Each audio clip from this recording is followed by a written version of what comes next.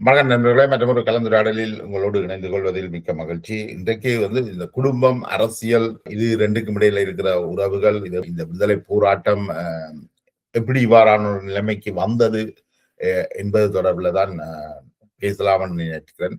என்றால் நாங்கள் கடந்த காலத்துல மேற்கொள்ளப்பட்ட அரசியல் தொடர்பில் ஒரு புரிதல் ஒன்று ஏற்பட வேண்டி இருக்குது. இப்ப எங்களுக்கும் அது ஏன் எல்லாம் இப்படியெல்லாம் நடந்தது, ஏன் இந்த நிலைமைக்கு தமிழ் சமூகம் வந்தது, ஏன் இவ்வளவு பெரிய அழிவுகள் ஏற்பட்டது, கடைசியில் எங்களுக்கு எதுவும் மிஞ்சல போன்ற பல்வேறு கேள்விகள் இருக்கு. அப்ப இதுல இருந்து எங்க போறது, ஏன் நாங்கள் இன்னுமே ஒரு ஒரு சிக்கலான தீர்வு காண முடியாத ஒரு நிலையில் அல்லது தீர்வை நோக்கி நகர முடியாதவர்களாக இருக்கிறோம் என்று பல்வேறு கேள்விகள் எழுந்தது. இன்றைக்கு இத்தனை 2 லட்சம் மக்கள் வரை கடந்த 50 ஆண்டுகள்ல கொல்லப்பட்டிருக்கிறார்கள்.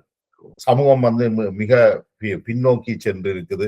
இந்த அடிப்படையில இருந்து கொண்டுதான் நாங்கள் இதை புரிந்து கொள்ள முயற்சிக்கிறது. ஒரு புரிதலுக்கான ஒரு தேடல் தான். இப்ப எங்களுடைய குடும்பங்கள்ல இப்ப ஆண் பெண் என்ற அந்த உறவு, அதுல திருமண உறவுகளை எடுத்தாலே அந்த திருமண உறவுகளுக்குள்ள நிறைய சிக்கல்கள் வருது. இப்ப அண்மையில கூட நாங்கள் பார்த்திருக்கிறோம், நிர்மலா ராஜன் என்பவருக்கு 28 ஆண்டுகள் தூக்கு தண்டனை கிடைச்சிருக்கு. அவர் என்ன செய்திருக்கிறார் என்றால், தன்னுடைய மனைவியை பல தடவைகள் கத்தியால் குத்தி கொலை செய்திருக்கிறார். அவர் கத்தியால குத்துகின்ற பொழுது அந்த கத்தி உடைகிற அளவுக்கு அல்லது நெழுகின்ற அளவுக்கு அவர் அந்த கத்தியால குத்திக்கிறார். அதாவது அந்த மனைவியோடு சேர்ந்து அவர் 3 பிள்ளைகளை பெற்றவர். ஏதோ ஒரு காரணத்துக்காக அவர்கள் பிரிந்துட்டார்கள். அந்த பிரிவின் பிறகு நடந்த மகளுடைய சாமத்திய வீட்டுக்கு அவர் அழைக்கப்படையில்லை. இந்த அடிப்படைக்காக அவர் கொள்றார் தன்னுடைய மனைவியை.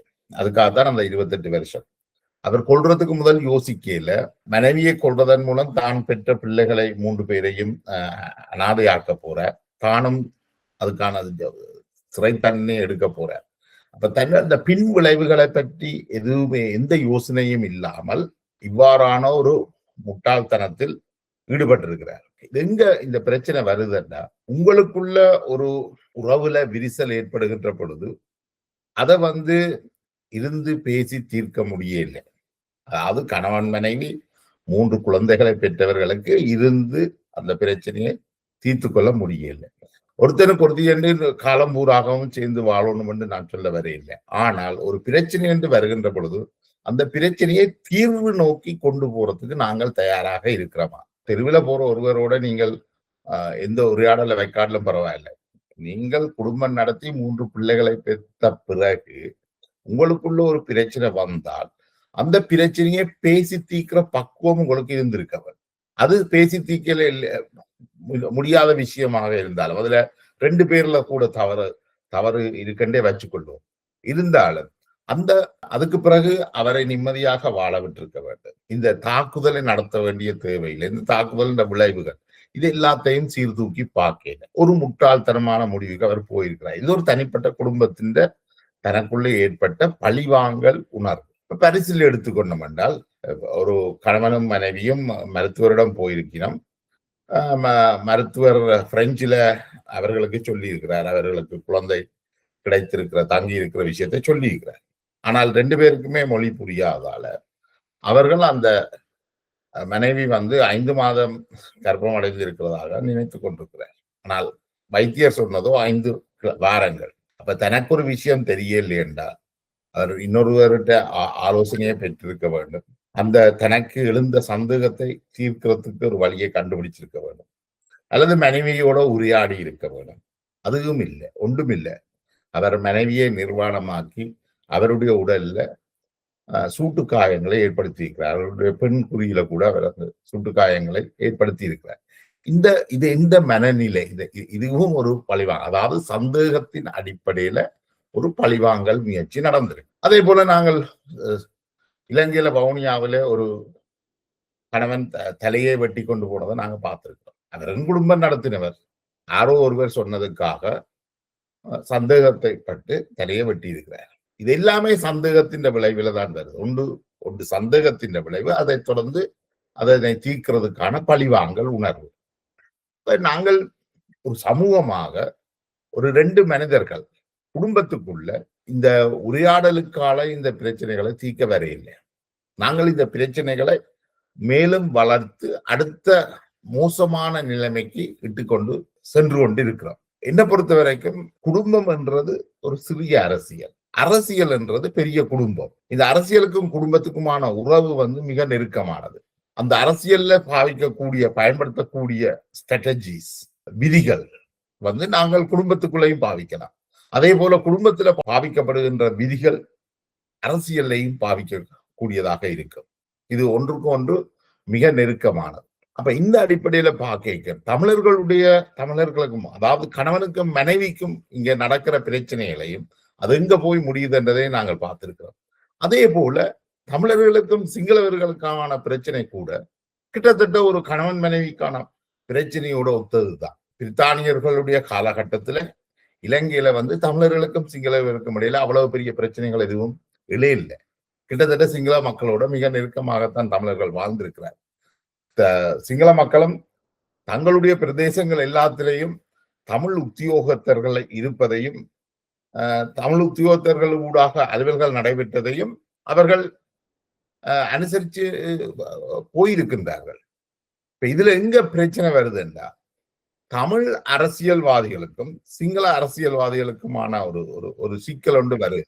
அதாவது குறிப்பாக தமிழ் அரசியல்வாதிகளுக்கும் சிங்கள அரசியல்வாதிகளுக்குமான சிக்கல் என்றதிலும் பார்க்க, இந்த சிங்கள தேசிய கட்சிகளுடைய வடக்கு கிழக்கில் தேசிய சக்திகளில் நின்ற தமிழ் பாராளுமன்ற உறுப்பினர்களுக்கும் வடக்கில் இருந்த இந்த தமிழ் தேசிய கட்சிகளுக்கும் இடையிலே ஒரு முருகல் நிலை ஒன்று வருகிறது, ஒரு தேர்தல் போட்டி காரணமாக.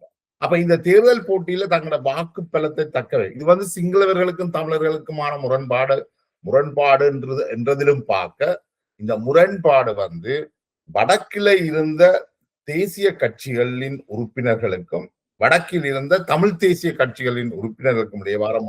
இப்ப எப்படி இவர்கள் இந்த ஜேவிபி 3 பாராளுமன்ற உறுப்பினர்கள், வடக்குல 5 பாராளுமன்ற உறுப்பினர்கள், கிழக்குல 3, மொத்தமாக 8 தமிழ் பாராளுமன்ற உறுப்பினர்கள் இருக்கிறார்கள் நினைக்கிறேன் தேசிய மக்கள் சக்தியில. அவர்களுக்கும் தமிழரசு கட்சியினுடைய பாராளுமன்ற உறுப்பினர்களுக்கும் இருக்கின்ற அந்த மோதல் தான் இலங்கை சுதந்திரம் அடைஞ்ச காலத்திலையும் ஏற்பட்டிருக்குது. ஏன்னா அந்த காலகட்டத்துல வடக்குல ஐக்கிய தேசிய கட்சியினுடைய பாராளுமன்ற உறுப்பினர்கள் வடக்குல இருந்து தெரிவு செய்யப்பட்டிருக்கிறார்கள். அவர்களுக்கும் தமிழ் தேசிய கட்சிகளான தமிழ் காங்கிரஸ், தமிழரசு கட்சிக்கும் இடையிலே முறுகல் ஏற்பட்டிருக்குது.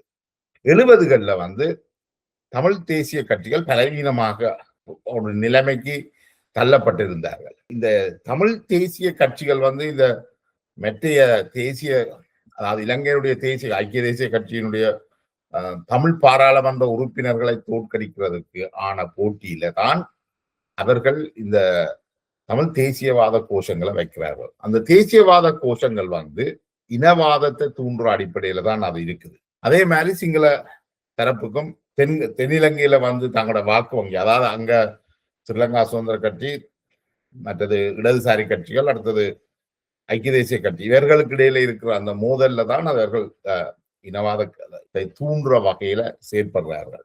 அப்ப இவர்கள் அங்க முதல் வார பிரச்சனை 1956 கொண்டு வரப்பட்ட ஒபிஷியல் லாங்குவேஜ் ஆக்ட், அரச அலுவல மொழி சட்டம் கொண்டு வரப்படுகின்றதை தொடர்ந்துதான் இந்த பிரச்சனை முதல்ல எழுகுது.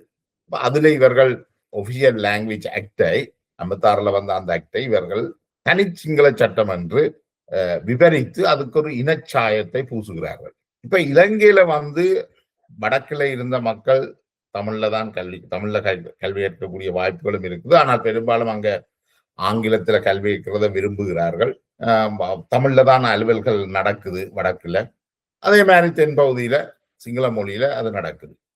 அப்ப இதுல இலங்கை ஒரு 70% சிங்கள மக்களை கொண்ட நாடு என்ற அடிப்படையில அது இந்த பிரதான மொழி சிங்களமாக அரசு அறிவிக்குது. உண்மையிலேயே தமிழ் தரப்பு கேட்டிருக்க வேண்டியது, தமிழ் மொழியையும் அரச அலுவலக மொழியாக பயன்படுத்துறதுக்கான அந்த உரிமையை கேட்டிருக்கணும். அதற்கு மாறாக சிங்களத்தை அரச மொழியாக கொண்டு வந்ததுக்கு எதிரான ஒரு பிரச்சாரமாக தமிழரசு கட்சி, தமிழ் காங்கிரஸ், குறிப்பாக தமிழரசு கட்சி இந்த பிரச்சனையை முன்தள்ளுவதன் மூலமாக அங்கே ஒரு இன உணர்வுகளை தூண்டுற வேலைகளை செய்கிறார்கள். அதுல சிங்கள தரப்பிலையும் தவறுகள் மேற்கொள்ளப்படுகிறது. அது ஒரு கலவரமாக மாறுது. இப்ப என்னென்றால், ஒரு குடும்பத்துல பிரச்சனை வந்தால் அந்த அந்த பிரச்சனையை தீர்க்காததுக்கு இருவருக்குமே பொறுப்பு இருக்குது. நாங்கள் எப்பவுமே என்ன செய்யறோம்டா, சிங்கள மக்கள், சிங்கள தரப்பு அரசியல்வாதிகளுக்கும் சிங்கள மக்களுக்கும் தான் அந்த பொறுப்பு இருக்குன்னு தமிழ் தரப்பு தட்டி கழிக்கின்ற போக்கு கடைபிடிச்சு கொண்டுதான் வருகிறோம் தொடர்ச்சியாக. ஆனா உண்மையிலேயே அந்த பிரச்சனையை தீர்க்கிறதுக்கான பொறுப்பு 2 தலைமைகளுக்கும் இருக்கு. தமிழ் தலைமைகளுக்கும் இருக்கு, சிங்கள தலைமைகளுக்கும். அதை இங்க மறக்க இயலாது. அப்ப தமிழ் தலைமைகளும் என்ன செய்யுது என்றால், தங்களோட வாக்கு வங்கியை கவனித்தார்களே ஒழிய ஒரு தீர்வை நோக்கி கொண்டு செல்றதுக்கான முயற்சிகளை அவர்கள் எடுக்கிறார். அதுக்கு பிறகு நாங்கள் 70ஆம் ஆண்டு காலங்களில் வந்தோம்னால், அதாவது ஒபிஷியல் லாங்குவேஜ் ஆக்ட்ன்றதை இவர்கள் படுமோசமான இனவாத அலையாக மாத்துகிறார்கள். அது உண்மையிலேயே இனவாதம் சம்பந்தப்பட்டது அல்ல. இலங்கை 70% சிங்கள மக்கள் இருக்கிறார்கள். அவர்களுடைய அரச மொழியாக சிங்களம் பயன்படுத்தப்படுவதில்லை. இந்த பிரச்சனையும் கிடையாது. உண்மையிலேயே தமிழ் மக்கள் தமிழையும் அரச மொழியாக்க கேட்டிருக்க வேணும். அது 2 சில ஆண்டுகள்லேயே தமிழும் அரச மொழியாக ஏற்றுக்கொள்ளப்படுகிறது. அதுக்கப்புறம் வடக்குல என்றைக்குமே தமிழ்ல தான் கல்வி கற்றிருக்கிறார்கள். தமிழ்ல தான் அலுவல்கள், அரசு அலுவல்கள் நடந்திருக்குது. இந்த விவாதமே ஒரு ஒரு அர்த்தம் ஸ்ரீ எதிர்ப்பு போராட்டம். அந்த காலகட்டத்துல வடக்கு கிழக்குல இருந்து எத்தனை பேர் கார் வச்சிருந்தாரு தெரியல. செல்வநாயகம் வச்சிருந்திருப்பார், ஜிஜி பொன்னம்பலம் வைத்திருந்திருப்பார், மற்றவர்கள் எத்தனை பேர் கார் வைத்திருந்தார்கள் என்று தெரியல. போராட்டத்துக்கான ஒரு அலுவலாகவே பார்க்க முடியாது. இலங்கை பெரும்பான்மைய மக்கள் சிங்கள மக்கள் என்றது நாங்கள் ஏற்றுக்கொண்டுதான் வேணும். நாங்கள் ஒரு 10% உள்ள ஒரு சிறுபான்மை சமூகம்.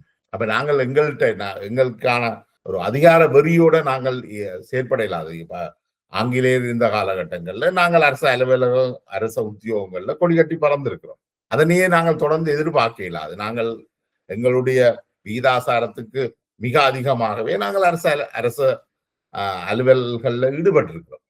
அப்ப அந்த நிலைமை காலப்போக்கில் அது மாற வேண்டிய தேவை இருக்குது. அதுக்கு பிறகு நாங்கள் வந்தோம் என்று சொன்னார். 70ஆம் ஆண்டுகள்ல ஸ்ரீலங்கா சுதந்திர கட்சி ஆட்சியில தான் வடக்குல கிழக்குல தமிழ் விவசாயிகள் பொற்காலமாக அது இருந்தது. தமிழுடைய பொற்காலம் என்றும் கூட சொல்லலாம். அந்த காலகட்டத்தில தான் தமிழ் சினிமா வளர்ந்தது. தமிழ் சினிமா படங்கள் தயாரிக்கப்பட்டன. தமிழ்ல நூல்கள், இலக்கியம் இது எல்லாமே வளர்ந்த ஒரு காலகட்டம் 70. அதுகளுக்கு பிறகு இந்த காலகட்டத்தில தான் இந்த தமிழீழ கோரிக்கை வைக்கிறார்கள். என்ற 70ஆம் ஆண்டுகள்ல தமிழரசு கட்சி ஒரு தோல்வியை தழுவுது. தேசிய கட்சிகள் வெற்றி பெறுகின்றார்கள். அப்ப இதனை எதிரொலியாக தேசிய கட்சிகளினுடைய தமிழ் பிரதிநிதிகளாக இருந்தவர்களுக்கு எதிராக தமிழரசு கட்சி தூண்டி விடுது. இளைஞர்களை கொம்பு சீவி விடுகின்றார்கள். அதன் விளைவுகளைத்தான் நாங்கள் பார்க்கிறோம். ஸ்ரீலங்கா சுதந்திர கட்சியில துரையப்பா சுட்டுக் கொல்லப்படுகிறார். தியாகர் எம்பி தியாகர் சுட்டுக் கொல்லப்படுகிறார்.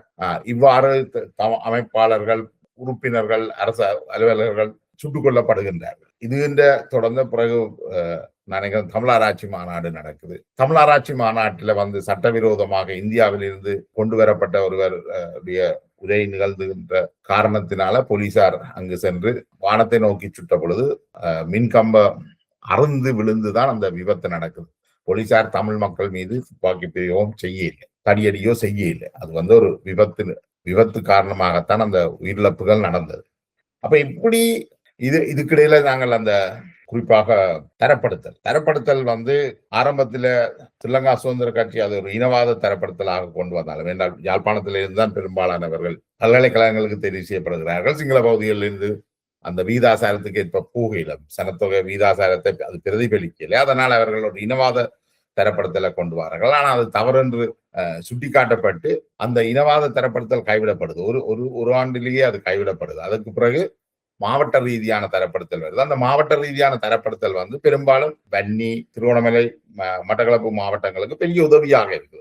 அங்க இருந்து மாணவர்கள் பல்கலைக்கழகங்களுக்கு செல்கின்ற ஒரு நிலை இருக்கு. ஆனால் இந்த இளைஞர்கள் அன்றைக்கு விடுதலை போராட்டத்துல ஈடுபட்ட இளைஞர்கள் அவர்கள் யாரும் இதுல குறிப்பாக இந்த போராட்டத்துக்கு தலைமை தாங்கினவர்கள் யாரும் இந்த தரப்படுத்தலால எந்த பாதிப்பையும் ஏற்படையில்லை. மாறாக இந்த போராட்டமே ஏதோ கல்வி தரப்படுத்தலால ஏற்பட்டதன் போன்ற ஒரு பிம்பம் ஒன்று உருவாக்கப்படுது. உண்மையிலேயே அந்த தரப்படுத்தலுக்கும் இதுக்கும் எந்த சம்பந்தமும் இல்லை. அந்த மிஸ்கம்யூனிகேஷன், மிஸ் ஜட்ஜ்மெண்ட் என்ற இந்த அடிப்படையில தான் இது, அதாவது இந்த குடும்பங்கள்ல எவ்வாறான ஒரு மிஸ்கம்யூனிகேஷனும் மிஸ் ஜட்ஜ்மெண்ட்டும் இருக்குதோ அதுகளை பயன்படுத்தி ஒரு தரப்பு வந்து அதுல இருந்து லாபம் அடைய ஒரு பொய் பிரச்சாரம் ஒன்றை மேற்கொண்டு லாபம் அடைய பார்த்திருக்கீங்க. இப்ப அதுல வந்து தமிழ் தரப்பு வந்து தமிழ் தலைமை வந்து மிக மோசமான தவறு இழைக்குது. அடுத்தது இந்த யாழ்ப்பாண சமூகத்துல தரப்படுத்தலுக்கு வந்து எல்லா மாவட்டங்கள்ல இருந்தும் மாணவர்கள் போகலாம் என்ற நிலைமை வந்த உடனே அந்த மாவட்டம் யாழ்ப்பாணத்துல இருக்கிறவர்கள் கூட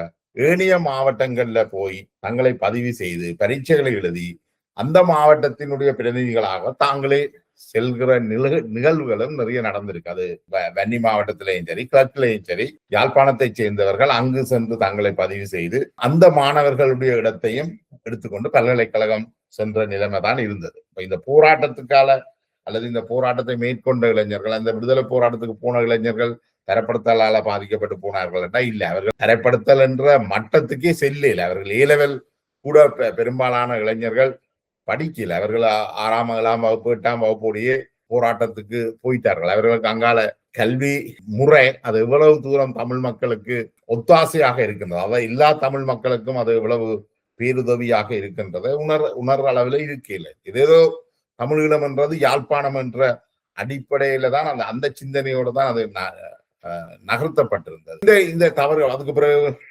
நாங்கள் இதை பார்க்கல எங்களுக்கு தெரியுது. இந்த குடும்பங்களுக்குள்ள நடக்கக்கூடிய பிரச்சனையும் தமிழ் சிங்கள மக்களுக்கு அந்த தலைமைகளுக்கு இடையில வந்த பிரச்சனையும் கிட்டத்தட்ட ஒரு ஒப்பு நோக்கக்கூடியதாகத்தான் இருக்குது. இந்த குடும்பங்கள்ல எப்படி தவறான முடிவுகளை எடுத்து இந்த ஆண்கள் படுகொலைகளையும் படு மோசமான சித்திரவதைகளையும் படு கேவலமாகவும் பெண்களோட நடந்து கொண்டார்களோ அதைத்தான் நாங்கள் இங்க விடுதலை போராட்டத்திலையும் நாங்கள் பார்க்க பொய்களை சொல்லி இருக்கிறோம். நிறைய உண்மைக்கு புறம்பான தகவல்களை வச்சுக்கொண்டு கதைகளை திரிவுபடுத்தி இருக்கிறோம். அதாவது ஒரு குடும்பத்துல நீங்கள் ஒரு பெண்ணை பற்றி கேவலப்படுத்துறதுக்கு அல்லது அவரை விமர்சிக்கிறதுக்கு கரெக்ட் அசசினேஷன் செய்கிறது போல தான் இங்க தமிழ் தரப்பு வந்து இந்த தமிழ் சிங்கள பிரச்சனையிலையும் ஒரு கரெக்ட் அசசினேஷன் மேற்கொள்ளுது. இது ஏதோ சகல தவறுகளும் வந்து சிங்கள தரப்பு சிங்கள தலைமைகள்ல தான் தவறு, தாங்கள் எந்த தவறுமே செய்யலை என்ற மாதிரி ஒரு பிம்பத்தை போட்டதோட அந்த சிங்கள தரப்பு வந்து மிக மோசமானது, அவர்களோட பேச இயலாது, அவர்களோட தீர்வுக்கு செல்ல இயலாது, அவர்கள் இனவாதிகள் என்ற இவ்வாறான பிம்பங்களை இவர்கள் வலிந்து கட்டமைக்கிறார்கள். அதாவது தனக்கு பிடிக்காத மனைவியை பற்றி இவர்கள் எப்படியெல்லாம் கதைகளை கட்டமைப்பார்களோ, அவருக்கு எதிரான குற்றச்சாட்டுகளை வைப்பார்களோ, அதே போன்ற ஒரு விஷயத்தை தான் இங்கேயும் நாங்கள் இந்த அரசியலையும் பார்க்கணும். ஸோ இந்த குடும்பமும் அரசியலும் ஒரு ஒன்று ரிஃப்ளெக்ட் பண்றது, ஒன்றொன்று பிரதிபலிக்கிறத நாங்கள் பார்க்கலாம். இப்ப கூட இந்த பிரச்சனையை தீர்க்கிறதுல வந்து இன்றைக்கும் வந்து தமிழ் தரப்பு, அதாவது கிட்டத்தட்ட தமிழ் தரப்பு தாங்கள் எடுத்த இந்த பழிவாங்குற அந்த உணர்வு காரணமாக அவர்கள் எடுத்துக்கொண்ட கணவன் மனைவியை கொலை செய்து அதனால ஏற்பட்ட 28 வருடங்கள் தண்டனை அனுபவிக்கிற அதே போல தமிழ் தரப்பும் தான் எடுத்துக்கொண்ட இந்த போராட்டத்துல 200,000 பேரை போராளிகள் மக்கள் என்று பலிவர்த்திருக்கு. இன்றைக்கும் அவர்கள் இதுல இருந்து எதையும் கற்றுக்கொண்டதாக தெரியல. இந்த பிரச்சனையை வந்து தமிழ் சிங்கள எப்படி உங்களுடைய குடும்ப பிரச்சனையை நீங்கள் பேசி தீர்த்திருக்க முடியுமோ, அதாவது இந்த கொலையை தடுத்திருக்க முடியுமோ, பரிசீலனை அந்த இளைஞர் வந்து சரியான முறையில அதை கையாண்டு தகவல்களை சரியாக புரிந்து கொண்டிருந்தால் அந்த மனைவியை நிர்வாணமாக்கி சுட்டிருக்க தேவையில்லை. அவருக்கு இன்றைக்கு 8 ஆண்டுகள் 6 ஆண்டுகள் சிறை தண்டனையை அனுபவித்திருக்க தேவையில்லை. இப்ப அவருக்கு குழந்தையும் கிடைத்திட்டது. ஆனால் அவர் மனைவி இனிமேல் அவரோட வாழ மாட்டேன் என்ற முடிவுக்கு வந்துட்டார். அதே மாதிரி வவுனியாவில கணவன் மனைவியை கொலை செய்துட்டு தலையை எடுத்து கொண்டு போறார். இதுதான் தமிழ் சிங்கள பிரச்சனையிலையும் இதுதான் நடக்குது. நாங்கள் இந்த பிரச்சனைகளை வந்து பேசி தீர்க்கக்கூடிய பிரச்சனைகள், கொலைகள் மூலமாக பிரச்சனைகளை தீர்வு காண முடியாது. மனைவியை கொள்றதன் மூலம் அவர் தன்னுடைய பழிவாங்கலை வேணுமென்றால் திருப்திப்படுத்திக் கொள்ளலாமே ஒழிய அந்த பிரச்சனையை தீர்க்கல. 3 பிள்ளைகளும் அனாதைகள் ஆகிவிட்டார்கள், மனைவி உயிரோட இல்லை, கணவர் 28 ஆண்டுகள் சிறையில். இதுல யாருக்கு லாபம்? யாருக்கும் லாபம் கிடைக்கல, இவருக்கும் நன்மை கிடைக்கல. அதே மாதிரி பரிசுல உள்ள கணவருக்கும் அவர் 6 ஆண்டுகள் ஜெயில் சிறை தண்டனை முடிய அவர் சில நாட்டுக்கே அனுப்பப்படலாம். அந்த பெண் ஒரு கை குழந்தையோட தனிமரமாக நிற்க வேண்டி இருக்குது. ஸோ அவருக்கு யாருக்கும் இதுல லாபம் வரையில். அதே மாதிரி தமிழர்களுடைய போராட்டம், முன்னெடுத்த போராட்டம் 200,000 பேர் கொல்லப்பட்டிருக்கிறார்கள். நாங்கள் அரசியல், சமூக அரசியல் போன்ற பல்வேறு விடயங்கள்லையும் ஒரு 30 ஆண்டுகள் பின்னுக்கு போயிருக்கிறோம். பொருளாதாரம் பாதிக்கப்பட்டிருக்குது, நூற்றுக்கணக்கானவர்கள் கால்கை இழந்து கவனிப்பாரட்டு தாயகத்துல இருக்கிறார்கள். எந்த நன்மையும் கிடைக்கல. இந்த பிரச்சனையை தீர்க்கிறதுக்கு ஒரு வழி இருக்குது. அது குடும்பத்துல கணவன் மனைவியர்களுடைய பிரச்சனையாக இருந்தார். உங்களுக்குள்ள முரண்பாடுகள், தனிநபர்களுக்குள்ள முரண்பாடுகள் வர்றதும், சமூகங்களுக்குள்ளே முரண்பாடுகள் வாரதும் இயல்பானது. முரண்பாடுகள் வந்தோடனே நாங்கள் எல்லாரும் ஷாப்பிங் பேக்ல உங்களோட சாமான்கள் எல்லாம் எடுத்து ஷாப்பிங் பேக்ல போட்டுக்கொண்டு போகும்போது கலைக்கீழாது. 90ஆம் ஆண்டுகள்ல நாங்கள் அதைத்தான் செய்து நாங்கள் முஸ்லீம் சமூகத்தில் சிங்கள பகுதியில இருந்த தமிழர்கள் யாரையும் இங்கு கலைச்ச விடையில ஷாப்பிங் பேக்கோட. உண்மையிலே சொல்ல போனா விடுதலை போராட்டம் நடக்கிற காலத்திலையும் சரி, இன்றைக்கும் சரி, வடக்கு கிழக்கிலும் பார்க்க தென்பகுதியில வாழ்ற தமிழர்களுடைய எண்ணிக்கை அதிகமாகத்தான் இருக்கு. ஏனென்றால் நாங்கள் அந்த மக்களோட வாழ பழகிட்டோம். என்றால் அவர்கள் அவ்வளவு கொடுமைப்படுத்துபவர்களாக இருந்தால் இந்த தமிழர்கள் அங்கு போய் வாழ மாட்டார்கள். அங்கு அவர்களுக்கு நல்ல வசதி வாய்ப்புகள் இருக்கிறபடியால் தான் அங்கு போய் வாழ்கிறார். ஆனால் இங்க போராளிகள், விடுதலை போராளிகள் என்று சொல்லி இந்த போராட்டத்தை தூண்டிவிட்டவர்கள், குறிப்பாக யாழ் மாவட்டத்தை சேர்ந்தவர்கள், இன்றைய வெளிநாடுகள்ல புலிகளுடைய நிதி சேகரித்தவர்கள், தமிழ் தேசியம் பேசியவர்கள் எல்லாம் வெளிநாடுகள்ல சொகுசாக வாழ்கின்றார்கள். அந்த சொகுசுக்கு அதுக்காக போய் பலி கொடுத்தவர்கள் இன்றைக்கு நடப்பினமாகவும் வாழ வழி தெரியாமலும் திக்கு தெரியாமலும் தாயகத்துல இருக்கிறார்கள். அவர்களை பார்க்கறத பற்றி இங்க தமிழ் தேசியம் பேசுறவர்களுக்கோ புலி தேசியம் பேசுறவர்களுக்கு எந்த அக்கறையும் கிடையாது. என்றால் அவர்களுக்கு வேற வேலைகள் நிறைய இருக்கு. இந்த பழிவாங்கல் உணர்ச்சி என்று நாங்கள் பேசுற பொழுது இலங்கை அரசுக்கு எதிராக எடுத்த பழிவாங்கல் முயற்சிகளை ஆரம்பத்துல தமிழரசு கட்சி பிரபாகரனை தூண்டிவிட்டு தன்னுடைய எதிரிகளுக்கு எதிரான ஒரு பழிவாங்கல் செயற்பாடை செய்து அதான் அந்த துறைப்பாண்ட படுகொலையில தமிழீழ விடுதலை போராட்டம் ஆரம்பிக்கும். அதில் ஆரம்பித்த பொழுது தமிழரசு கட்சி தொடர்ச்சியாக பல்வேறு கொலைகளையும் பிரபாகரனூடாக நடத்துது, விடுதலை புலிகளூடாக நடத்துது. அதுல இலங்கை ஐக்கிய தேசிய கட்சியுடைய பாராளுமன்ற உறுப்பினர்கள், மாவட்ட அமைப்பாளர்கள், பல்வேறு தரப்பினரும் பழிவாங்கப்படுகிறார்கள். அதே போல அதுக்கு பிறகு விடுதலை புலிகள் இணைய அமைப்புகளை சேர்ந்தவர்கள் சுந்தரத்தின படுகொலையில ஆரம்பிக்குது. ஏனைய அமைப்புகளை சேர்ந்தவர்களை படுகொலை செய்கிறார் பிரபாகரன். தனக்கு துப்பாக்கி வாங்கி கொடுத்தவர் உட்பட பல படுகொலைகளை அவர் மேற்கொள்றார். இது எல்லாமே அவர் ஒரு பேச்சுவார்த்தைகள் கூடாக இருந்து தன்னுடைய நண்பர்களுக்கு இடையில கூட அவர் இருந்து உரையாடி ஒரு பிரச்சனையை தீர்க்கிறதுக்கான மனநிலை பிரபாகரன்கிட்ட இருக்கல. என்றால் அவர் அப்படியான ஒரு பள்ளிக்கூடத்துல படிக்கவும் இல்லை. அவர் தமிழரசு கட்சியினுடைய பழிவாங்கும் தமிழரசு கட்சியில பள்ளிக்கூடத்துல தான் படிச்சிருக்கிறார். அந்த பள்ளிக்கூடத்துல இருந்த ஒரே விஷயம் ஆக்களை பழிவாங்குறது, அரசியல் எதிரிகளை பழிவாங்கிறது. அதுதான் இங்கேயும் நடந்திருக்குது. அதுக்கு பிறகு ஏனைய இயக்கங்கள் தங்களுடைய போட்டியாளர்களை பழிவாங்குற, தனக்கு சமமாக வரக்கூடியவர்கள், இப்ப டெல்லி ஜெகன் போன்றவர்கள் கொல்லப்படுகிறார்கள். ஏனைய ஆயுத அமைப்புகளை சேர்ந்தவர்கள் படுகொலை செய்யப்படுகிறார்கள். டெலோ தங்களுக்கு போட்டியாக வருகின்ற பொழுது டெலோ படுகொலை செய்யப்படுகிறார். புளோட் போட்டியாக வருது, புளோட் தடை செய்யப்படுகிறது. அப்படியே எல்லாத்தையும் செய்கிறார்கள். அதுக்கு பிறகு தன்னை விசாரித்ததுக்காகவோ அல்லது தனக்கும் ரஜீவ்காந்தி மீது ஏற்பட்ட தன்னை சிறை வைத்ததுக்காகவோ ரஜீவ்காந்தியையும் பழிவாங்குறார். பழிவாங்கல்கள் விளைவுகளை பற்றி அது எப்படி போய் முடியும் என்றது பற்றி பிரபாகரன் கடுமையாக யோசித்த ஒரு ஆளா தெரியல. அவருக்கு தன்னுடைய பலமோ பலகீனமோ அறியக்கூடிய ஒரு மனநிலை இருப்பதாக தெரியல. அவர் இப்ப இந்த அல்கோரிதம் உங்களுக்கு என்ன விருப்பமோ அதெல்லாம் தரும். ஆன்லைன்ல நீங்கள் எதை தேடி பார்த்தீங்களோ அதை உங்களுக்கு தரும். நீங்கள் பிரபாகரனை பற்றி தேடி பார்த்தீங்கன்னா பிரபாகரனை பற்றி வார ஆர்டிக்கல் எல்லாம் உங்களுக்கு தரும். அதே மாதிரி ஹிட்லரை பற்றி பார்த்தீங்கன்னா ஹிட்லரை பற்றி வார ஆர்டிக்கல் எல்லாம் உங்களுக்கு தரும். பிரபாகரன் என்ன செய்தாருன்னா அந்த அல்கோரிதத்தின் செட்டில தான் அவர் போயிட்டார். அவர் தான் என்ன விரும்புகிறாரோ தான் என்ன செய்கிறாரோ அதை சரியென்று சொல்லக்கூடியவர்கள்தான் அவர் தன்னோட வச்சு கொண்டிருந்தார். அவரை விமர்சிக்கிறவர்கள், அது பிள்ளைன்னு சொல்லக்கூடியவர்களை அவர் காணாமல் செய்து விட்டுட்டார். அந்த மனநிலை ரஜீவ்காந்தி இந்த படுகொலையில முடிஞ்சது.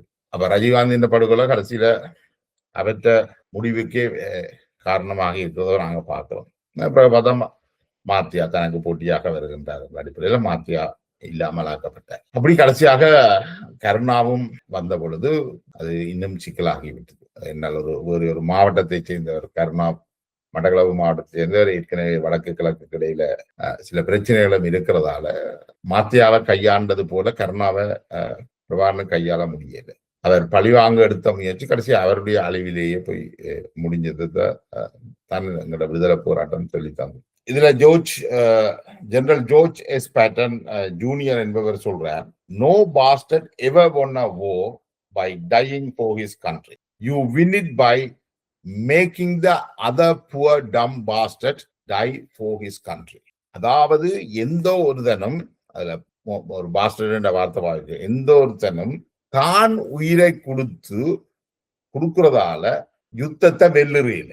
ஆனால் அது எப்படி வெல்லலாம் என்றால், முட்டாள்களாக இருக்கிறவர்களை யுத்தத்துக்கு அனுப்பி அவர்களை சாக வைக்கிறதன் மூலம் தான் யுத்தத்தை வெல்லலாம் என்று அதுல சொல்லப்படுது. அப்ப இது என்ன, இதுதான் எங்களோட நாடுகள்ல நடக்குது. ஏன்னா நாங்கள் இங்க என்ன செய்கிறோம் என்றால், அங்க இருக்கிற கல்வி வளர்ச்சி பெற்றுக் கொள்ளாத முட்டாள்களாக இருக்கின்றவர்களை யுத்தத்துல போய் பலியை கொடுத்துட்டு, கொஞ்சம் கட்டித்தனமாக தமிழ் தேசியம் பேசினவர்கள் தமிழ் தேசியத்துக்கும் புலி தேசியத்தையும் பேசிக்கொண்டு அவர்கள் வெளிநாடுகளுக்கு வந்து விட்டார்கள். இதுதான் அங்க நடந்தது. இன்றைக்கு அந்தவர்கள் இறந்திருந்தால், இந்த முட்டாள்களாக போனவர்கள் இறந்திருந்தால் அவர்கள் மாவீரர்கள் ஆகிவிட்டார்கள். அவர்கள் இறக்கையில் என்று சொன்னால் படுக்க புண்ணோட கால் ஊனமுற்றவர்களாக, அனாதைகளாக கைவிடப்பட்டிருக்கிறார்கள். அங்க ஒரு பெண் மட்டக்களப்பில் பிச்சு எடுக்கின்றார். அவர் சொல்றார், தன்னுடைய 2 சகோதரங்கள் சிங்கள பகுதியில திருமணமாகி அவர்கள் நல்லா இருக்கின்றார்கள், சந்தோஷமாக இருக்கின்றார்கள். ஆனா நாங்கள் இங்க நாட்டுக்கு போராடினால் நான் பிச்சு எடுக்கின்றேன். அவரும் உடல் எரிந்து காயப்பட்டு ஊனமாகி உடல் எரிந்து கணவனும் மனைவியும் நாளாந்த வாழ்க்கைக்கு துன்பப்பட்டு கொண்டிருக்கின்றார்கள். அதே போல இன்னும் ஒரு இளைஞர் காயப்பட்டு நடக்க முடியாமல் வண்டியில தள்ளாடி கொண்டிருக்கிறார். இவ்வாறு பல கதைகளை நீங்களும் கேட்டிருப்பீங்க. அப்ப ஏன் இந்த நிலைமைகளுக்கு இந்த நிலைமை தேவையா எங்களுக்கு என்ற ஒரு கேள்வி, வேற எங்க தவறு விட்டு இந்த தவறை நாங்கள் உணர்ந்து கொள்ள தயாரா இருக்கிறோமா? ஏன்னா இதுகளை நாங்கள் உணர்ந்து கொள்ளாத வரைக்கும் இது ஒரு சிக்கலான விஷயமாகத்தான் இருக்க போகுது. இதை உணர்றதுக்கு நாங்கள் மறக்கிறோம். இப்ப நாங்கள் பார்த்தோம் என்று சொன்னால், இப்ப இந்த போராட்டத்துல போய் மரணித்தவர்கள் இந்த மாவீரர்கள் என்று சொல்றதன் மூலம் அவர்களுடைய இழப்புகளுக்கு நாங்கள் ஒரு நியாயம் கற்பித்துக் கொள்றோம். ஆனால் உண்மையிலேயே இந்த இழப்புகள் மூலம் நாங்கள் ஏதாவது சாதிச்சிருக்கிறோமா தமிழ் மக்களுக்கு என்றால் உண்மையிலேயே ஒன்றும் சாதிக்கலை. இதை நாங்கள் ஏற்றுக்கொண்டுதான் அவர்களை மதிக்கின்றோம். மாவீரர்களாக போனவர்கள் மதிக்கப்பட வேண்டும். ஆனால் அவர்களுடைய இழப்பால நாங்கள் ஏதாவது சாதிச்சிருக்கோமா என்றால் நிச்சயமாக எதுவும் சாதிக்கலை. இந்த 200,000 பேர் செத்ததுல நாங்கள் ஏதாவது சாதிச்சிருக்கிறோமா என்றால் சாதிக்கலை. ஒரு பழிவாங்கல் உணர்வை தீர்த்து கொண்டிருக்கிறோம் என்று வேணுமென்றா சொல்லலாம். ஆனா உண்மையிலேயே பழிவாங்கல் உணர்வை தீர்த்து கொண்டோமாண்டா அதுவும் இல்லை. இன்னும் நாங்கள் பழிவாங்கிறதுக்கு தான் நாள் பார்த்து கொண்டு இருக்கிறோம். இன்னும் சில முட்டாள்கள் இருந்தால் அவர்களை ஆயுதம் கொடுத்து அவர்களை சாக வைக்கிறதுக்கு வெளிநாட்டில் உள்ள புலம்பெயர்ந்த தமிழர்கள் தயாராக இருக்கிறார். அதுக்கு ஊர்ல முட்டாள்கள் தயாராக இருக்கிறார்களா என்றதுதான் இப்ப பிரச்சனை. ஊர்ல முட்டாள்கள் இருந்தால் இவர்கள் அதற்கு நிதி பங்களிப்பு செய்து இவர்கள் கெட்டித்தனமாக தமிழ் தேசியத்தையும் புலி தேசியத்தையும் கட்டி காக்கிறதுக்கு ரெடியா இருக்கணும். அதனுடைய புலம்பெயர்ந்த தாயகத்துல இருக்கிறவர்கள் தான் நீங்கள் தீர்மானிக்கணும், நீங்கள் முட்டாள்களாக அத டம் பாஸ்டர்ட்டா நீங்க இருக்க போறீங்களா இல்லையா? பாஸ்டர்ட் என்ன சொல்ற, இந்த பாஸ்டர்ட் மற்றவர்களை ஊர்ல இருக்கக்கூடிய டம் பாஸ்டர்ட்டை யுத்தத்துக்கு அனுப்பி பலி கொடுத்து ஓர வெல்றதுக்கு அவர் தயார். இதை நாங்கள் புரிந்து கொள்ளணும். இந்த கடந்த காலங்கள்ல அதுதான் நடந்தது. ஆனால் அவர்கள் காயப்பட்ட யாரையும் பார்க்கறதுக்கு ரெடி இல்லை. புலிகளுடைய கோடிக்கணக்கான நிதி இங்கு முடங்கி கிடக்கின்றது. தங்களுடைய சொந்த தேவைக்கு ஹெலிகாப்டர்ல சாமத்திய வீடு செய்யறவையும், ஹெலிகாப்டர்ல கல்யாண வீடு செய்யறவையும், குரூஸ்ல பாட்டி பண்றவையும் புலிகளின் காசு இப்ப அதுக்குத்தான் பயன்படுது. அங்க உள்ளவர்களுக்காக சேகரிக்கப்பட்ட நிதி இதுக்குத்தான் பயன்படுத்தப்படுது. இவர்கள் தான் இன்றைக்கு தமிழ் தேசியமும் புலி தேசியமும் கதைச்சு அதுக்கு அதை தூணாக புலிகளை கட்டி காத்து கொண்டிருக்கிறார்கள். இப்ப நாங்கள் இதற்கு வருவோம். இப்ப இந்த போராட்டத்துக்கு போய் இத்தனை ஆயிரம் பேர் படுகொலை இத்தனை ஆயிரம் பேருடைய இழப்பு நிகழ்ந்தது. இது எப்படி சாத்தியமானது? பிரபாகரன் என்ற ஒரு தனி மனிதர் எப்படி இவ்வளவு பேரையும், இவரை நம்பி எப்படி இவ்வளவு பேரும் போச்சினம், உயிரை கொடுத்தினம், அவர் உண்மையிலேயே விடுதலைக்காக நோக்கி சென்றார் என்ற ஒரு வாதம் ஒன்று வைக்கப்படுது. இந்த வாதம் எவ்வளவு சரியானது என்று நான் நினைக்கிறேன், அது கேள்விக்கு உட்படுத்தப்பட வேண்டும். பிரபாகரன் சத்தியப்பிரமாணம் எடுக்கும் பொழுது அவர் தன் மீதான விசுவாசத்தின் அடிப்படையில தான் அவர்கள் சத்தியப்பிரமாணம் செய்து கொள்கிறார்கள். அவர்கள் தமிழ் மக்கள் மீதோ தமிழீழம் மீதோ சத்தியப்பிரமாணம் எடுக்கல. அவர்கள் பிரபாகரன் என்ற தனி மனிதன் மீதான விசுவாசத்துக்கு தான் சத்திய பிரமாணம் இருக்கு. அந்த விசுவாசத்தை ஏன் பிரபாகரன் கோருகின்றார்? விடுதலை புலிகளுடைய கட்டமைப்பாக அது இருந்தபடியால் பிரபாகரன் கோரினபடியால் தான் அது வருகிறது. என் மீது சத்திய பிரமாணம் எடுங்கள் என்று பிரபாகரன் கட்டமைத்தபடியால் தான் அது வருகிறது. இது என்னன்னு சாத்தியம்? இதேன் இப்படி நடந்தது. கரும்புலிகள் எல்லாம் பிரபாகரனோடு இணைந்து சாப்பிட்டு அதற்கு பிறகு போய் குண்டபடித்து தற்கொலை செய்து கொள்கின்றார்கள், தாக்குதலை நடத்துகின்றார்கள். நூற்றுக்கணக்கான ஆயிரக்கணக்கான மாவீரர்கள் தங்களுடைய உயிர்களை தியாகம் செய்திருக்கிறார்கள். இதெல்லாம் எதுக்கு நடந்தது? இது எல்லாம் ஒரு கல்ட்ன்னு சொன்னா ஒரு திரிவு, ஒரு குழு, ஒரு குழுவாதம், மத திரிவு குழுக்கள். அது போலத்தான் இந்த விடுதலை புலிகளும் கிட்டத்தட்ட ஒரு கல்ட் மாதிரி தான் இயங்கி இருக்கிறார்கள். ஒரு சில ஆண்டுகளுக்கு முதல் போல் மெக்கன்சி என்பவர் கென்யான்னு நினைக்கிறேன், நீங்கள் எல்லாரும் பட்டினி இருந்து மரணத்துக்கு செல்வீங்களானால் அதற்கு முதலே நீங்கள் கடவுளை பார்க்கலாம் என்று. அதாவது இந்த உலகம், the world going to end, அந்த உலகம் முடிகிறதுக்கு முதல் நீங்கள் கடவுளை பார்க்கணும்னா பட்டினி இருங்க. அப்படி பட்டினி இருந்து கொஞ்சம் பேர், 400 பேர், ஒன்றல்ல ரெண்டல்ல 400 பேர் பட்டினி இருந்து கடவுளை காணணும் என்று ஒழிக்கிட்டு மரணத்தை தழுவி இருந்தார். ஆனா மெக்கன்சி சாகையில, போல் மெக்கன்சி சாகையில அவர் கைது செய்யப்பட்டு இப்ப சிறையில இருக்கிறார். அப்ப அங்க இருக்கிற வறுமை, மக்களுடைய கல்வி தெளிவில்லாதது, போதாம விஷயங்களை இதுகளை எல்லாம் பயன்படுத்தி இந்த போல் மெக்கன்சி என்பவர் தன்னை ஒரு பெரிய ஆன்மீகவாதியாக, ஒரு காஸ்மெட்டிக் லீடராக கொண்டு வர. இப்ப இந்த வலைப்பின்னலை பற்றி வெப்பர் என்பவரும் அதுல குறிப்பிட, இந்த காஸ்மெட்டிக் லீடர்ஸ் என்ன செய்யணும் என்று. இதே போல ஒரு சம்பவம் கயானா என்ற நாட்டுல, சவுத் அமெரிக்காவில் கயானா என்ற நாட்டுல நவம்பர் 18, 1978 நடக்குது. கிட்டத்தட்ட 918 பேர், 1000க்கு சற்று குறைவு, 918 பேருக்கு கடவுளை காணலாம் என்று சொல்லி சயனைட் கலந்த பானம் கொடுத்து கொலை செய்திருக்கிறார். அவரும் ஜோன் ஜிம் என்றவர், ஃபாதர் ஜேம்ஸ் ஜோன் ஜிம் என்றவர் தான், ஜிம் ஜோன்ஸ் மன்னிக்கணும், ஜிம் ஜோன் ஃபாதர் ஜேம்ஸ் என்று அறியப்பட்டவர். இவர் இந்த ஒரு கல்ட்டை உருவாக்கி 918 பேரை கொலை செய்திருக்கிறார், கொலைக்கு உள்ளாக்கி இருக்கிறார். ஜிம் ஜோன்ஸ், போல் மெக்கன்சி போன்ற இந்த கல்ட் தலைவர்கள் போலத்தான் நாங்கள் பிரபாகரனையும் பார்ப்போம்.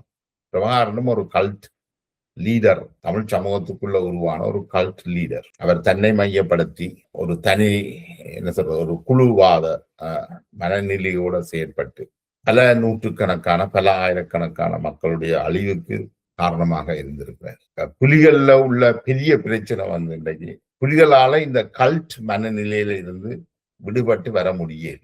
அவர்கள் இன்றைக்கும் தாங்கள் சுட்டுக் கொன்றவர்கள் எல்லாம் கொல்லப்பட வேண்டியவர்கள், துரோகிகள், ஒட்டுக்குழுக்கள். அவர்கள் பெண்களாக இருந்தா என்ன, ஆயுதம் தாங்காதவர்களாக இருந்தா என்ன, அரசு அலுவலர்களாக இருந்தால் என்ன, மாகாண அலுவலர்களாக இருந்தால் என்ன, ஆசிரியர்களாக இருந்தால் என்ன, அல்லது அரசியல் கட்சி தலைவர்களாக இருந்தா என்ன, எல்லாரும் தங்களால கொல்லப்பட்டவர்கள் எல்லாருமே துரோகிகள் என்று இன்றைக்கும் ஒற்றை காலில் நிற்கிறத நாங்கள் பார்க்கிறோம். இந்த கல்ட் மனநிலை தான் இன்றைக்கு இந்த அரசியலை, தமிழ் தேசிய அரசியல், இந்த புலி தேசிய அரசியலை நகர்த்து. அதால தமிழ் மக்கள் இன்றைக்கும் அரசியல்ல ஒரு முன்னேற்றம் இல்லாத ஒரு பிரிவினர், அரசியல்ல வளர்ச்சி பெற முடியாத ஒரு பிரிவினராக இருக்கின்றார். இந்த முட்டாள்தனத்திலிருந்து விடுபட்டு அடுத்த கட்டத்துக்கு போறதன் மூலமாக மட்டும்தான் புலிகளுடைய இந்த கல்ச்சரை நியூட்ரலைஸ் பண்ணாமல் அடுத்த கட்டம் நோக்கி நகர்றது சரியான கஷ்டமாகத்தான் இருக்கு. இந்த கல்ச்சரை விடுபடுறதுக்கான முயற்சிகள் இனி வரும் காலங்கள்ல மேற்கொள்ளப்பட வேணும். சமூக வலைத்தளங்கள்ல எல்லாம் பாத்தீங்கன்னா கூடி இந்த கல்ட் மனநிலை உடைந்து போகாமல் இருக்கிறதுக்கான விஷயங்களை அவர்கள் தேடிக்கொள்கிறார். ஆனா அவர்கள் விரும்பியோ விரும்பாமலோ இன்றைக்குள்ள வளர்ச்சி போக்கில இலங்கையில இருக்கக்கூடிய தமிழ் சமூகம் இதுக்காக வெளியில வந்துடும். ஏனென்றால் இன்றைக்கு இந்த 16 வருஷத்துல தமிழ் சமூகம் விடுதலை புலிகள்ல இருந்த எந்த ஒருவரையும் பாராளுமன்றத்துக்கு அனுப்பவும் தமிழ் மக்கள் தயாராக இல்லை. நினைக்கிறேன் எதிர்காலத்துல இது இந்த நிலைமை, இப்ப புனர்வாழ்வு அளிக்கப்பட்ட புலிகள், ஜனநாயக புலிகள் என்றெல்லாம் இருக்கணும். வெளிநாடுகள்லையும் உள்ள புலிகள் ஒரு பெரிய நிதி கட்டமைப்போடு இருக்கிறார்கள். ஆனால் அவர்களால ஒரு புலிய பாராளுமன்றம் அனுப்பக்கூடிய நிலைமையில இல்லை. ஏன்னா மக்கள் அவர்களை பாராளுமன்றம் அனுப்ப தயாரில்லாத நிலைமை தான் இருக்கும்.